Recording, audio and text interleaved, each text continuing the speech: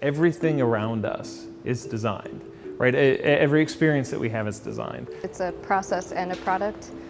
Well, design is consciousness. Design is thinking about something rather than just being reactive to the specific requirements of an object. For this world to move forward, design is key. Just the way we come together, the way we sort of take all our voices and make it something that no single one of us could have done on our own. I believe that the world is at a tipping point. It needs to recalibrate. So I think people are paying a lot more attention to what's going on around them all the time. It's omnipresent, it's ever present in our lives. Number of people of different talents must be involved from the beginning. So it is really collective endeavor, but basically we are motivated by the idea to make.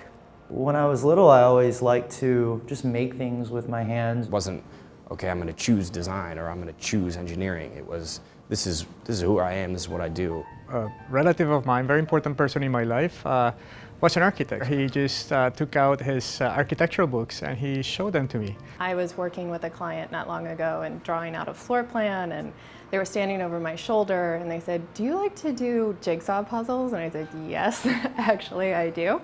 And he said, "I can tell." And I think fundamentally design is about puzzle solving, and there are lots of puzzles out there left to solve, and we bring it in together to be something that's recognizable or identifiable for those who don't quite know how to put the pieces together. I had an experience once where this surgeon said, "Oh yeah, we just got this great new remodel." We figured out together that that was one of my projects that he was talking about. It's a fantastic feeling, it's a huge high. I think to be a designer you have to be inherently optimistic, that there's this perspective of always being able to try harder, do something better, give it one more shot or 100 more shots. It's also understanding the layers that came before, because we're never doing anything in a vacuum. We're always willing to try and explore new things. Design gives us the opportunity to think about how things could be, maybe how they should be. I don't think you can achieve good design if you're not passionate about it. I'm working on projects from anywhere from downtown Chicago to Seoul, South Korea to LA. It's exciting. That's the greatest challenge ever, is just getting really smart people around the table, people that are willing to leave no stone unturned and to say not just what if, but why not. Well, designers, I think most importantly, just want to share their ideas and make sure that their ideas are heard. This is how we improve our language of understanding of who we are, why we are here. And design is just pure life, so it's beautiful. I would have to say that design is really important to the human experience. And the fact that we're able to make very small and very large decisions that actually shape people's lives is astonishing. Your action as a designer, your creative solution has a tremendous impact on people.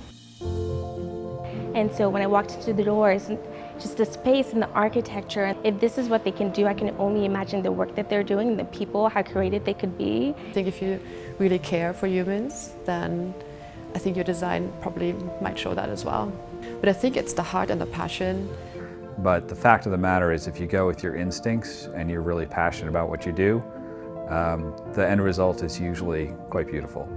Creating beautiful and innovative design is frankly, I think, the most meaningful thing I can imagine doing. Because we care, that's kind of like drives me every day to come to work. And I've always believed that I could make a difference somehow in the world. And the people, because of the people. The people. I love being a Canon designer.